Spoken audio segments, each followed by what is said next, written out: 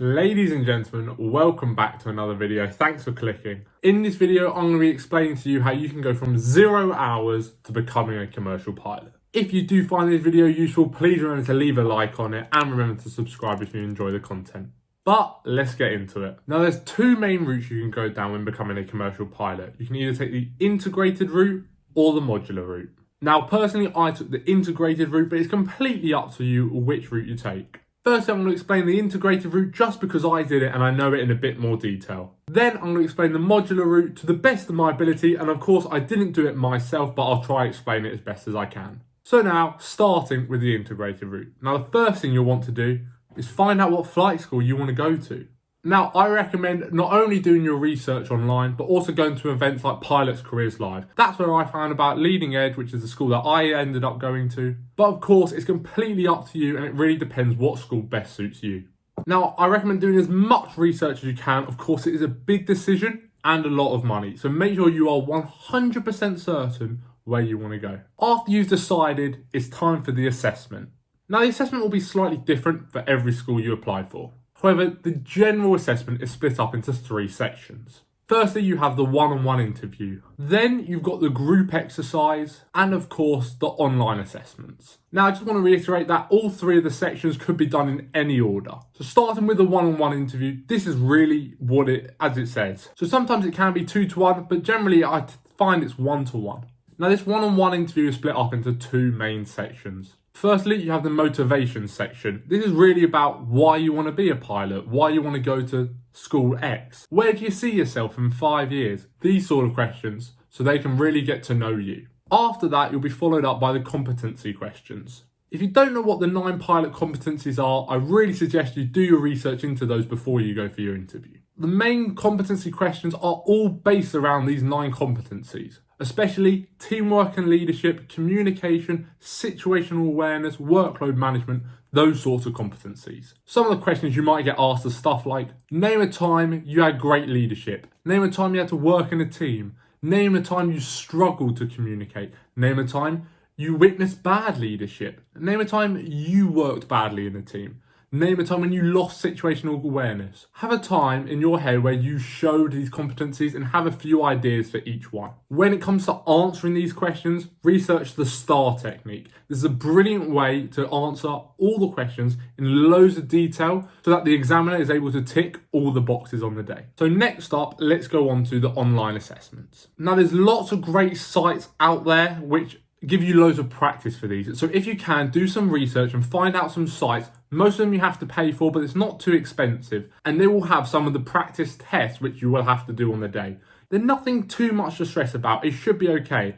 If you haven't done maths and physics in a while, it might be good to touch up on that a bit. So do your best on those. There's not really much to say about them. You have the task on the screen and you just got to do your best. And then finally, the group exercise. This is again evaluating those 9 core competencies, especially teamwork, leadership, communication, situational awareness, workload management. It's all the same stuff they're really trying to test. So they'll give you a situation, and in the task of all the applicants around you, you've just got to do your best. Try and get involved, but don't take over. Work well within the team. Ask open questions, and that's a big one for leadership, teamwork and communication. If you can ask some good open questions, that is perfect. If you feel like you're going quite a long time without saying anything, but even if you have nothing to say, try and just get involved somehow. Even if it's not to do with you, maybe just say, oh yeah, I agree with this person because of this reason. Or actually, I don't really understand how you've got there. Could you mind explaining that to me? And even those little things, while it's not a huge contribution, it shows you're willing to communicate, shows you can work well in the team and ask those questions. It shows that when you don't understand something, you're not afraid to get involved and find out the answer, rather than just sit there and say nothing. So just try get involved when it comes to that. So congratulations, you got into your flight school.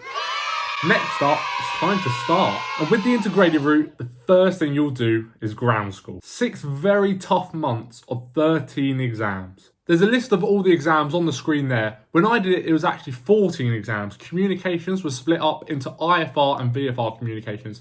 However, I believe now on the newer syllabus, they've combined the 2, so it's just 1 subject. Now, many flight schools do this differently. Some flight schools split this up in half and half, so you'll do half for 3 months and then half for the other 3 months. Some flight schools will split this up into 3 modules. Every flight school is different, but either way, there's no problem whichever way you do it. You should do great. One tip for this is work hard. It is hell and it is really boring sometimes and really hard to pull yourself through the mud and keep revising even when you don't want to. But I promise you, if this is your dream job like it was mine, there is nothing to stop you. Just get your head in the books. Keep working as hard as you can, because I guarantee you after those 6 months are done, the flying is absolutely worth it. If you do want to find out a bit more detail about those ground school subjects, I have done a whole video on it. I'll leave a link to that in the description and an iCard in the corner. So definitely go give that a watch if you're thinking about ground school soon. It will give you that heads up and a few tips along the way.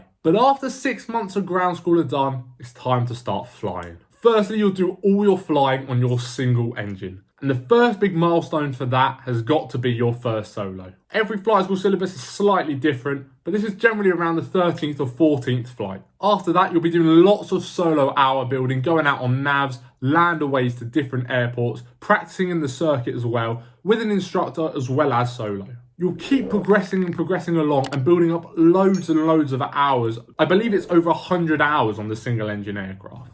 Every school you go to will be slightly different, but where I went to at Leading Edge, we started off with loads of VFR flying, and then once we got to the end, we had a test, which is very similar to a PPL. And then after that test, we'll do some instrument flying on the single. Once we've done all those instrument flying, again, another test at the end. With a couple of internal exams along the way, you haven't done any official exams on the single, but then it's time to move on to the twin. Now, the twin engine aircraft is such great fun to fly. Honestly, I loved every part of it. We started off with the VFR stuff. It's the exact same as what you did on the single. The only difference is in the single, when you did practice engine failures, obviously you were going to pick a field and try and do a practice forced landing. However, on the twin engine aircraft, it's very different. You've got 2 engines and you can fly on one. So we would do things like 1 engine circuits. But apart from that, the majority of the stuff, the navigation, the circuits, as well as even the general handling, is all very similar on the twin as it is the single, just a lot faster.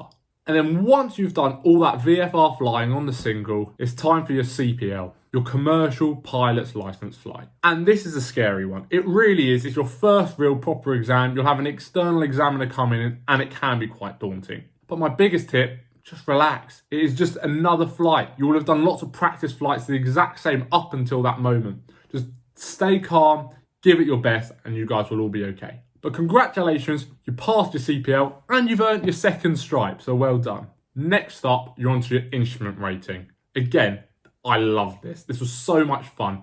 I really felt like a commercial pilot at this point, because whilst I was only in a small plane, we're going up into the airways, we're going over London, you can hear all the actual airlines on frequency. I even got to fly to France a few times, as I did both in the EASA and the UK licence. So I got to do a little bit of flying in France, which was again, brilliant fun. But this is all very similar to that IFR flying you did on the single. Again, just on the twin. And the only addition you will have to learn is a 1 engine approach. Hypothetically, you had an engine failure and you had to do the ILS or the RMP on 1 engine, the examiner needs to see that you can do that. But generally, you will be fine. There's lots of simulators in this one. There's lots of flying to do as well. So it's really good fun. You get to travel all over the place. I went super far north, super far south. I made it to Scotland on one flight and I made it to France. So I really did manage to go everywhere. But I absolutely loved IFR flying. It was probably one of the more enjoyable things of my flight training. And of course, in my opinion, it only gets better in training the further you get along. So sometimes, if you are feeling a bit down in ground school, just think how amazing the flying will be. Once you've done all that instrument training again, of course, another external exam, another big one, your MEIR, your multi-engine instrument rating. Once you've absolutely smashed that and of course passed, that's pretty much all your flying done. There's 2 things you really have left to do. Firstly, your UPRT, your upset prevention recovery training. This is great fun. But the other thing you have to do is your MCC. Now, it doesn't really matter which order you do these 2 in. I know originally I was meant to do UPRT before my MCC, but in the end, I ended up doing my MCC before the UPRT. So I'll start with the MCC as that's the order I did it in.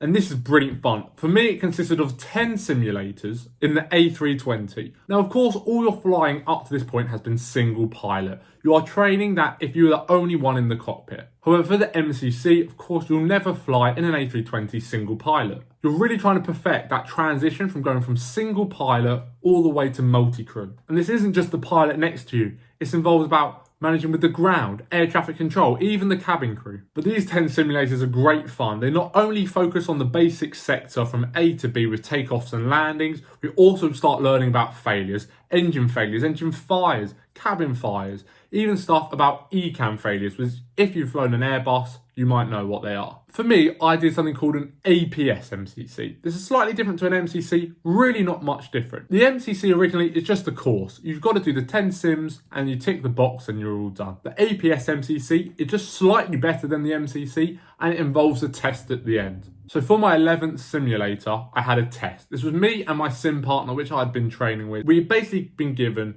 a normal sector, A to B, and then another one from B to C. Now, of course, we were going to take off like a normal flight and we were going to encounter lots of problems on the way, and it was all about how we dealt with them as a team. Thankfully, we both passed that as well, so that's really good, and most people that I've known have passed as well. Now, the MCC in general takes about 3 to 4 weeks, roughly. Everyone's going to be different. I think 3 weeks is more of a rough guideline, but roughly in that ballpark. After MCC, it's time for UPRT. UPRT is absolutely amazing. I'm not sure if I would have released a video of my UPRT flights. If I have, I'll leave a link in the description. And if I haven't, stay tuned for that one because it's a brilliant video. This is really about recovering from situations you do not want to be in. Very deep stalls, spinning, which is amazing fun, as well as spiral dives, being upside down, everything you could imagine. You're learning how to recover from it in the safest way possible. Honestly, I absolutely love this. If you don't have the strongest stomach, it might make you a bit sick. And if you're not a fan of aerobatics, your stomach might be turned upside down a little bit. But fingers crossed, you'll all be okay and not throw up. But for me, this consisted of 3 flights. The minimum requirement is 3 hours plus taxi time. That generally goes a bit more. But I absolutely loved UPRT and it was an amazing fun. But the one sad thing about it is, that's the end of your course. Congratulations, you've passed. It will probably be around 18 months to 2 years of grueling work, but lots of fun at the same time. Honestly, I've absolutely loved my pilot training and I would not want to do anything differently. Of course, as I mentioned at the start of the video, there's also the modular route. Now, the modular route is not as attached to a flight school as I did it. Again, I'm not 100% sure, so take everything I say for this part with a pinch of salt. So from what I've understood from speaking to people who have done it modular, you start off with your PPL.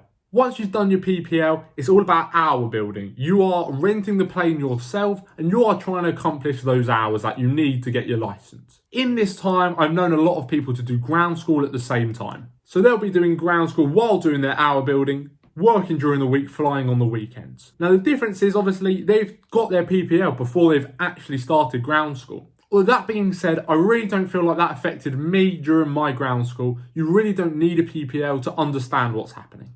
So after you've done ground school as well as your PPL, and let's say you've got all the hours you need on that single engine. After that, you will actually need to find a school to do your CPL as well as your MEIR, most likely on the twin engine. So once you've done your CPL and MEIR on the twin engine at a flight school, just like I did them, then it's very similar. You're doing your MCC, you do your UPRT, and again, you're all done. So the main difference with modular is that you're not attached to that flight school at the very start. You do your PPL separately, and then you do ground school. You can do it at that same flight school you do your CPL and MEIR, but you don't have to. And then of course you're doing all your hour building yourself, rather than being at a school like I was. The route you want to go down is completely up to you. It's your decision, and just do your research and find out what you think is best for you. Personally, I chose the integrated route and I really enjoyed it. I wouldn't want to do it any differently if I could go back and do it again. That being said, I know there's loads of modular guys who have loved the way they've done it. So it really is up to you guys. And that, guys, is how you can become a pilot, starting from 0 hours with nothing, applying for that flight school, all the way to finishing. Once you've applied for your license and that's come in the post, it's time to sort your CV out, scan your license and send them off to the airlines. Hopefully not too long before you get an interview, although with COVID, times have been tough. and then hopefully you'll be up at 30,000 feet in no time. But that, guys, is how you can become a pilot with 0 hours at the very start of your training to a full-on commercial airline pilot. I hope you guys enjoyed today's video, and if you did, please leave a thumbs up and subscribe for more of this type of content. And if you did enjoy today's video, check out this IFR flight with ATC audio so you guys can see what you'll be getting up to in your pilot training. Thanks for watching, guys.